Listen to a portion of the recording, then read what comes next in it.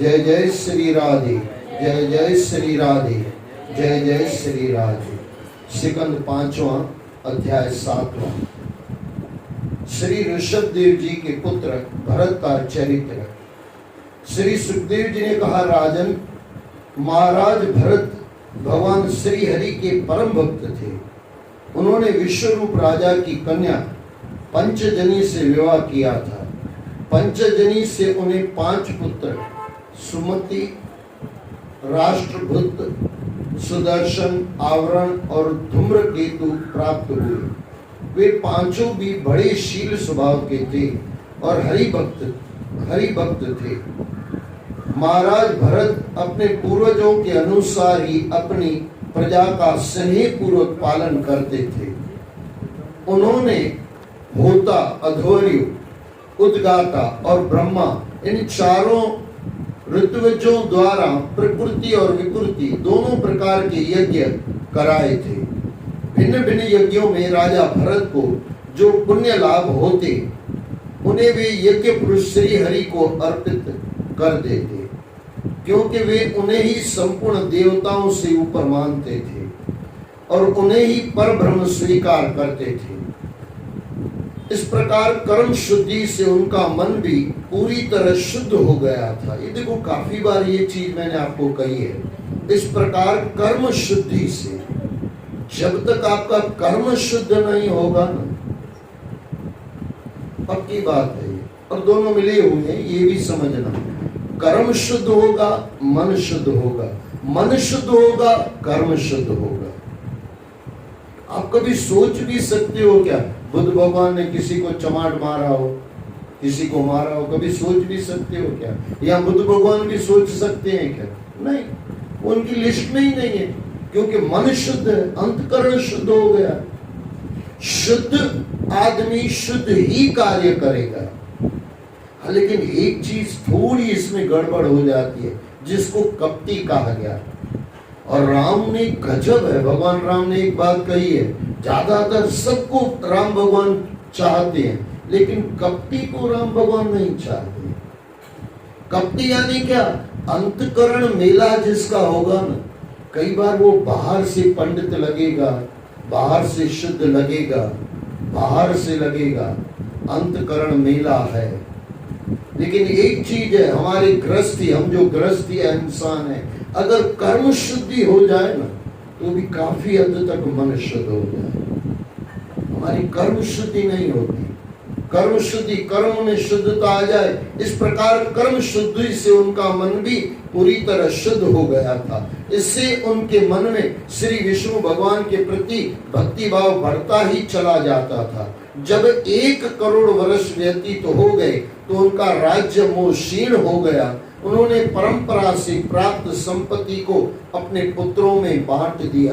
देखो, ये भी थोड़ा समझना, जितने भी राजा हैं ना, अपने जीते जी सब बांट दिया।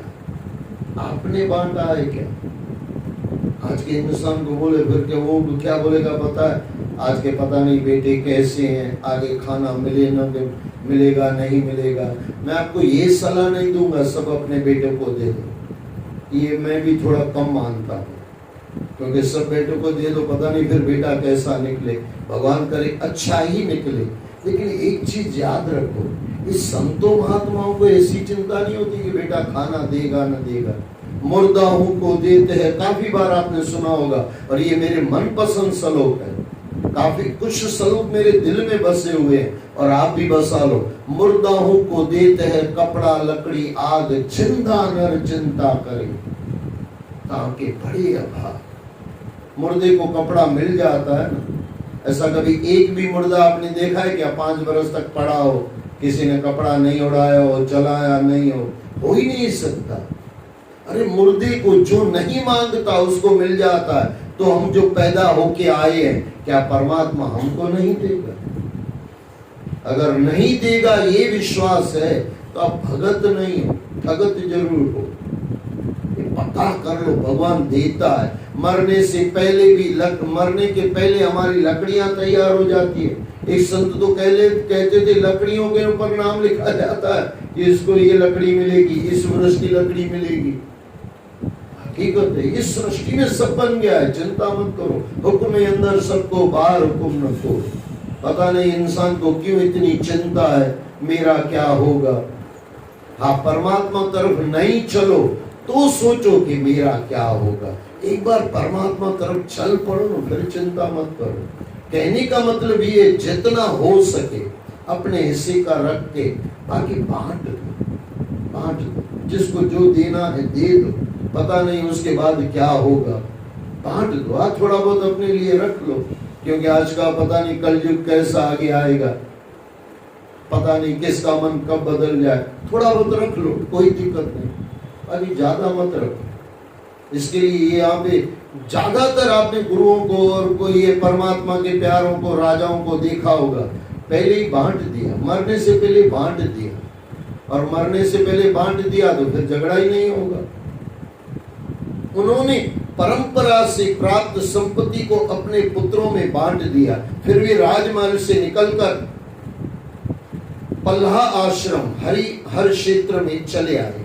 इस हरिहर क्षेत्र में रहने वालों के प्रति भगवान श्री हरि का विशेष वात्सल्य है। वे आज भी उनके हृदय में उनके इष्ट के रूप में रहते हैं। वहां चक्र नदी, गंडकी नाम की एक पवित्र नदी बहती है, जो आश्रम वासियों को निरंतर प्रभु का स्मरण कराती रहती है। यहाँ इस नदी का भाव ठीक उसी प्रकार है जैसे शालग्राम शिला पर दो श्वेत धाराएं बनी रहती है। इस आश्रम के एक निरंजन और एकांत कोने में बैठकर महाराज भरत पत्र पुष्प तुलसी दल और जल से भगवान श्री हरि की उपासना करने लगे।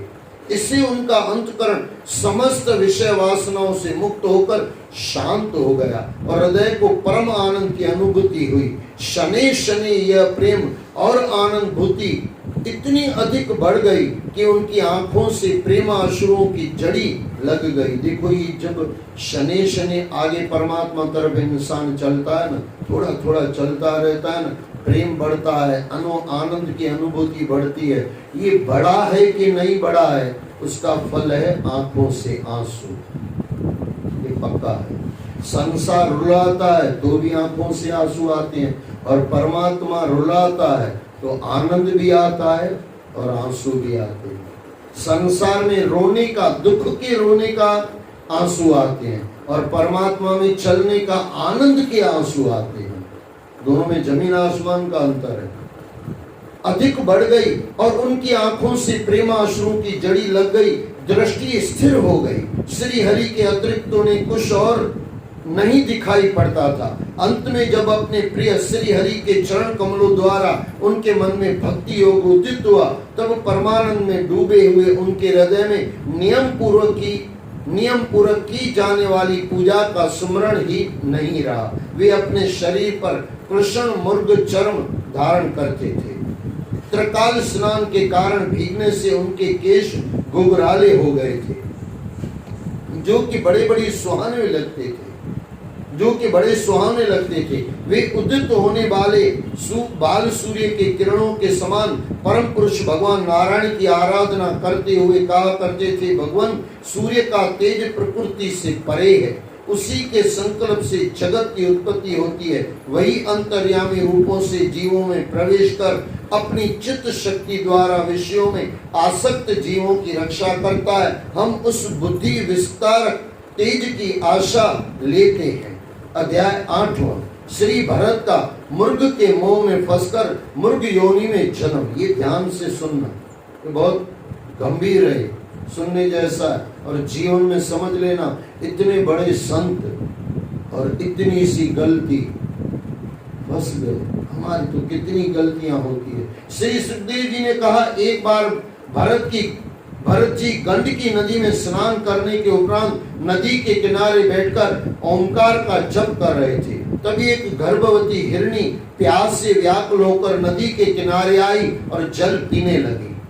उसी समय पास ही कहीं से उसे सिंह की दहाड़ सुनाई दी। उस दहाड़ को सुनकर हिरणी भय से व्याकुल होकर अपनी जान बचाने के लिए नदी में कूद पड़ी। उसके कूदने से उसका गर्भ नदी में गिर गया। वह अत्यंत व्याकुल हो उठी। उसका नवजात शिशु पानी में बहने लगा। पर उसे तो अपनी जान की ही पड़ी थी। नदी पार करके वह एक गुफा में जा पड़ी और वहीं मर गई।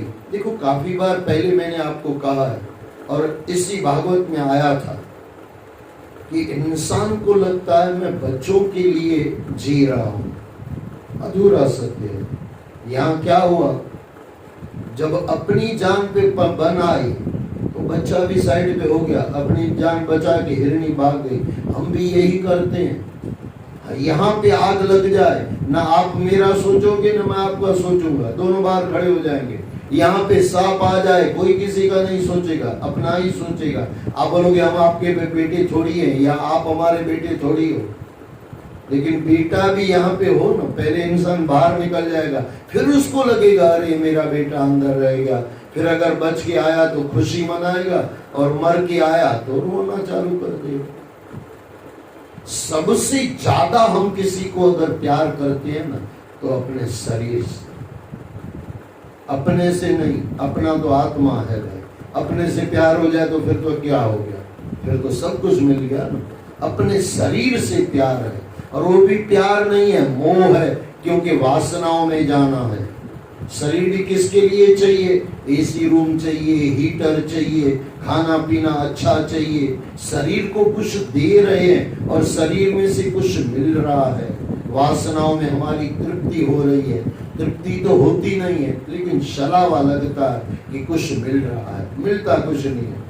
नदी पार करके वह एक गुफा में जा पड़ी और वहीं मर गई। राजर्षि भरत ने उससे हिरणी के बच्चे को पानी में बहते देखा तो पानी में उतरकर उस बच्चे को निकाल लाए और अपने आश्रम पर ले गए।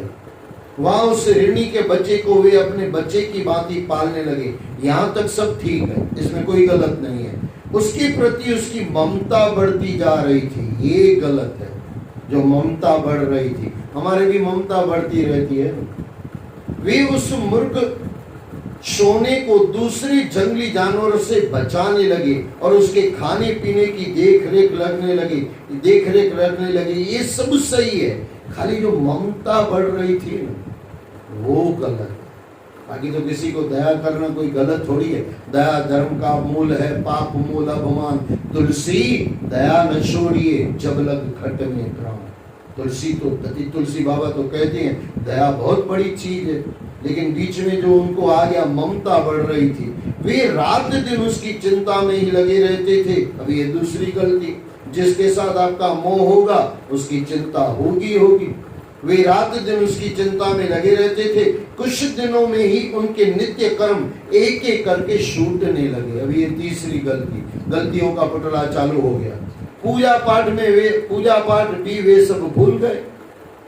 अंत में उन्होंने सारी कर्म त्याग दिए और उस मूर्ख सोने के मोह में फंसकर हर समय उसी के साथ घूमने फिरने लगे। अब ये गलतियों का पुतला चालू हो गया। वे सोचते कि विधाता ने किसी काल चक्र के अधीन इस मूर्ख सोने को मेरे पास भेज दिया है। मेरे सिवाय से किसी का कुछ पता नहीं है। हमको भी ऐसे लगता है ना, हम मर जाएंगे तो बेटे का क्या होगा, इसका क्या होगा। अरे तू मर जाएगा तो परमात्मा उसकी संभाल करेगा और तेरे से अच्छा ही करेगा। हमको ऐसा लगता है ना मरने के बाद ये परिवार का क्या होगा। तो पहले परिवार नहीं चल रहे थे क्या? हमारे आने के बाद सब परिवार चल रहे हैं क्या? लेकिन अभिमान आ जाता है, मैं चला रहा हूँ। और एक बात याद रख लेना, मैं निकल जाए, मैं मर जाऊंगा तो फिर तो उसकी पालना परमात्मा कर रहा था, अब तो परमात्मा और अच्छे से करेगा। ये तो हम बीच में आ जाते हैं तब परमात्मा हट जाता है। भी भाई ठीक है, तू अपने हिसाब से कर, फिर पता चलेगा। मेरे सिवाय से किसी का कुछ पता नहीं है। मेरे प्रति इसका कितना विश्वास है, यह मेरी शरण में है, मैं इसे यहाँ से भगा भी नहीं सकता। शरण में आए प्राणी की रक्षा न करने से बड़ा भारी दोष लगता है। देखो ये गड़बड़ है। इंसान एक बार पाप में चला जाता है ना, फिर पुण्य की कोई एक छोटी सी कटुकटी इधर उधर घूम के पकड़ के चीज लेके आएगा। अभी ये बाबा जी ने भी क्या पकड़ लिया, शरण में आए प्राणी की रक्षा न करना बहुत बड़ा भारी दोष है। अब ऊपर जो दोष कर रहा है वो उसको नहीं दिखाई दे रहा। एक किसी वो धर्म में से कोई एक चीज पकड़ के लेके आएगा। हम भी ऐसे ही करते हैं। अब खुद को छुपाना होता ना तो कोई भी धर्म की चीज को, हाँ मैंने बेटों को मारा, हाँ मैंने बाप को मारा, माँ को मारा, इसको मारा, क्यों मारा? बोले कृष्ण ने नहीं किया क्या? अरे कृष्ण ने क्या किया, किसको करवाया, क्यों करवाया, वो अकल तुम्हारे में है नहीं। फिर वो बोलेंगे अर्जुन ने अपने दादाजी को नहीं मारा क्या, भीष्म पितामह को नहीं मारा क्या? अरे वो राजा था, उसके कारण दूसरे थे, तेरा कारण दूसरा है, तुझे मिल्कत चाहिए, उसको मिल्कत नहीं चाहिए थी। वो तो भीष्म पितामह पापियों के साथ खड़ा था, इसके लिए मारा गया। और भीष्म पितामह को भी पता था मैं मरने वाला हूँ क्योंकि पापियों के साथ हूँ। ये थोड़ा समझना, किसी भी धर्म में से कुछ भी लेके अपना बचाव मत करो। ये बाबा जी अपना बचाव करते हैं, सच पूछो ना ये हमको बताते हैं, बेटे तुम भी ऐसे ही करते हो। क्या कह रहे हैं? शरण में आए प्राणी की रक्षा न करने से बड़ा भारी दोष लगता है। अच्छा, मोह में फंसना पाप नहीं लगता? वो सब बाकी सब जो वो कर रहा है, पूजा पाठ छूट गई, वो पाप उनको नहीं दिखाई दे रहा, हमको भी नहीं दिखाई दे रहा। भरत को बुरा मत मानना, जड़ भरत आगे चल के आएगा, जड़ भरत, लेकिन ये भरत को बुरा मत मानना। ये भरत महाराज बता रहे हैं इंसान ऐसा है।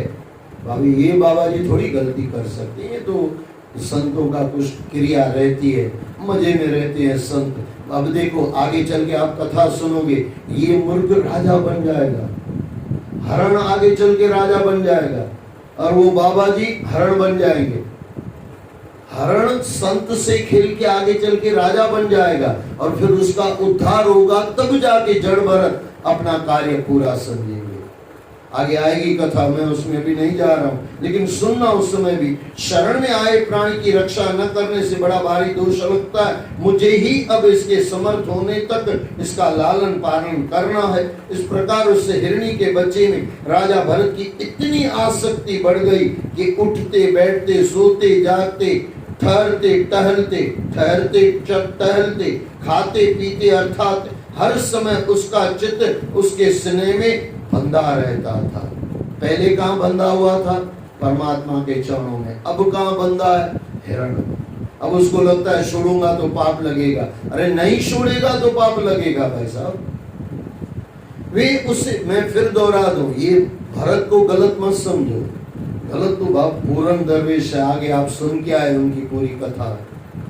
और ये बाबी जी को पता है मैं क्या कर रहा हूँ, वो तो हिरण के बच्चे का उद्धार करना है, उसको वापस जन्मों में नहीं भटकना है। तो बाबा जी तो सब लीला कर रहे हैं, मेरी भाषा में तो ये लीला।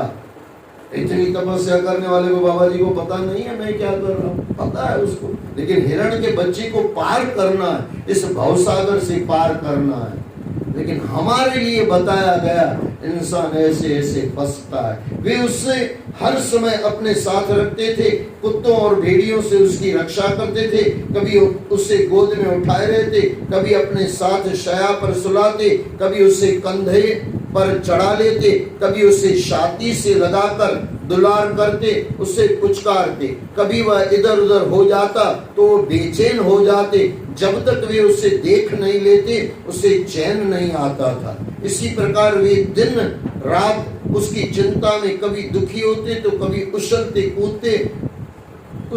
कूदते देखकर प्रसन्न हो जाते। उसका मोह बुरी तरह से उन्हें जकड़ चुका था। देखो ये मोह बुरी तरह ही जकड़ता है, प्यार नहीं जकड़ता, मोह जकड़ता है। और मोह यानी मुझे कुछ मिल रहा है इसके लिए मैं उसके हूँ, और प्यार यानी मैं देना चाहता हूँ। प्यार देता है, मोह देता भी है लेता भी है, गिव एंड टेक यानी मोह, और देना यानी ये प्यार। उसका मोह बुरी तरह से उन्हें जकड़ चुका था, उसके बिना उन्हें कुछ सुहाता नहीं था। उसके लिए नए नए मनोरथों की वे कल्पना करते रहते थे। राजन, इस प्रकार जिन मनोरथों के पूरा होने में संदेह था, वे उन्हीं के लिए अपने चित्त को व्याकुल कर लेते थे। उस मूर्ख शावक के कारण वे दुर्भाग्य से श्री हरि की भक्ति से दूर होते चले गए, जबकि मोक्ष प्राप्ति के लिए उन्होंने अपने ही पुत्रों को त्याग दिया था। देखो इतना बड़ा बाबा जी है, मोक्ष के लिए अपने बच्चों को त्याग दिया था, बच्चों को त्याग के हिरण में फंस गए। मैं फिर दोहरा दूं, ये जड़ भरत ये भरत, जड़ भरत तो बाद में इनका नाम आएगा, लेकिन ये भरत जी महाराज हमको बता रहे हैं इंसान क्या क्या करता है, यही हम करते हैं। अच्छा, ऊपर भी एक बात आया, उस मूर्ख शावक के कारण वे दुर्भाग्य से श्री हरि की भक्ति से दूर होते चले गए। कई बार हमको भी ऐसा लगता है, भाई नसीब में नहीं है भक्ति, क्या करें? अरे कर्म सही करो, भक्ति आ जाएगी। यहाँ पे ये अपने कर्मों की वजह से, ये बरोबर याद रखना, अपने कर्मों की वजह से भगवान से दूर हो रहा है, लेकिन लग क्या रहा है? दुर्भाग्य से हम भक्ति नहीं कर रहे हैं। यहाँ पे भी बताया गया, मैं फिर दोहरा दूं, ये हमारा चरित्र हमको दिखाया जाता है, हमारा जीवन भरत के हिसाब से दिखाया जा रहा है। भरत कहीं गलत नहीं है, उसकी लीला है। जैसे कृष्ण भगवान लीला करते थे, तो संत लीला नहीं करते क्या? संत तो ज्यादा लीला करते। उस मूर्ख शावक के कारण वे दुर्भाग्य से श्री हरि की भक्ति से दूर होते चले गए, जबकि मोक्ष प्राप्ति के लिए उन्होंने अपने ही पुत्रों का त्याग कर दिया था। मूर्ख शावक के मोह में वे योग साधना से भ्रष्ट होकर आत्मज्ञान को ही भूल गए थे। धीरे धीरे मृत्यु काल निकट आया, देख उन्होंने मूर्ख शावक को धीरे धीरे मृत्यु काल निकट आया देखकर उन्होंने मूर्ख शावक को अपने हृदय से चिपका लिया और अश्रु बहाते हुए सोचने लगे कि उसके मरने के बाद इस अनाथ मूर्ख शावक की देखभाल कौन करेगा। यही हमको लगता है ना भाई, ये अंतिम गलती बाबा जी की है। यही हमको लगता है मैं मर जाऊंगा, अरे बाबा जी की जान नहीं निकलती। देखा होगा आपने, किसी की जान नहीं निकलती, भाई बच्चा कहाँ है, बच्चा कहाँ है? अरे फिर वो एड़ा गेड़ा नथु गेड़ा उसका बेटा आके बोलता है, वो बोलता है मैं तेरा बेटा। अभी ये बाबा जी मर रहा है, उसको तो पता ही नहीं ये बेटा है कि नहीं है, उसी को बेटा समझ के वहां पे जान छोड़ता है। कितनों को आपने सुना होगा, जान नहीं निकलती बच्चे को याद करके। यहाँ पे जो कह रहे हैं, मैं फिर दोहरा दूं, ये जीवन चरित्र से हमको समझना बहुत है। बाबा जी कहीं नहीं फंसे हो तो संत हैं, अगले जन्म में वापस संत बन के निकल जाएंगे और परमात्मा तक पहुंच जाएंगे। एक दो जन्म अपने हिसाब से ज्यादा ले लिया, वो मूर्ख का भला करने के लिए, दया आई उनको। अनाथ मूर्ख शावक को देखभाल कौन करेगा, ऐसा सोचते सोचते ही उनके प्राण पंखेड़ू उड़ गए। तब अंतकाल की भावना के अनुसार भरत को साधारण पुरुषों के समान मूर्ख शरीर ही प्राप्त हुआ, किंतु उनकी साधनाएं पूरी थी, इससे उसके पुनर्जन्म की स्मृतियां नष्ट नहीं हुई थी। इन स्मृतियों के कारण अपने मूर्ख शरीर को देखकर वे दुखी होकर कहने लगे, ओह यह कैसा दुर्भाग्य। अब देखो ये दुर्भाग्य, ये मैं फिर दोहरा दूं, ये लीला कर रहा है बाबा जी, हमको बता रहा है। हम अपनी गलतियां करते हैं, फिर बोले क्या करें, नसीब ही खराब है। अरे नसीब खराब है, तू सिटी लाइट को चला तो सिटी लाइट आया, तू वेसु चलता तो वेसु आता। रास्ते भी ये बता रहे हैं, जैसा कर्म वैसा फल, बुरा कर्म तो बुरा फल। ओ यह कैसा दुर्भाग्य है, मैं संयमशील महापुरुषों के मार्ग से पतित हो गया। मैंने तो धैर्य पूर्वक सब प्रकार की आसक्तियों का त्याग करके एकांत और पवित्र आश्रम का सहारा लिया था। वहां रहकर जिस चित्त को मैंने सर्वभूतात्मा श्री हरि में लगा दिया था,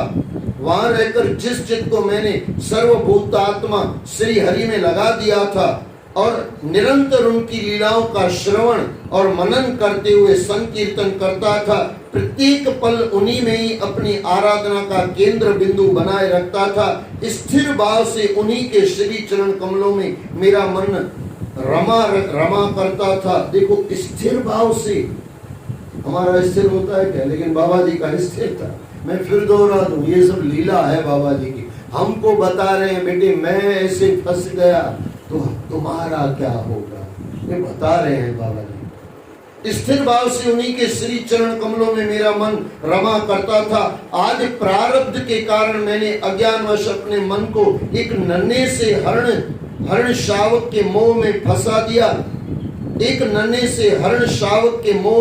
फंसा दिया, और अपने लक्ष्य से दूर हो गया। देखो ये कह रहा है अज्ञानवश, प्रारब्धवश। हम भी यही कहते हैं ना, ये नहीं मिला, ये नहीं हुआ, प्रारब्ध में नहीं था। अरे तूने कर्म नहीं किया था भाई, भक्ति के लिए कर्म ही नहीं किया था, परमात्मा से प्रेम ही नहीं किया था, कैसे हो जाएगा तू? कर्म का है किया ही नहीं, मुक्ति कैसे मिलेगी? या संसार में से हम छूटेंगे कैसे? हाँ हाँ, काल में ही काल ही कर्म ही मिथ्या दोष। हाँ मिथ्या दोष लगा। ये बाबा जी सबको वही हमको बता रहे हैं। राजन, इस प्रकार मूर्ख बने हुए भरत ने बहुत देर तक विलाप किया और पश्चाताप के आंसू बहाए।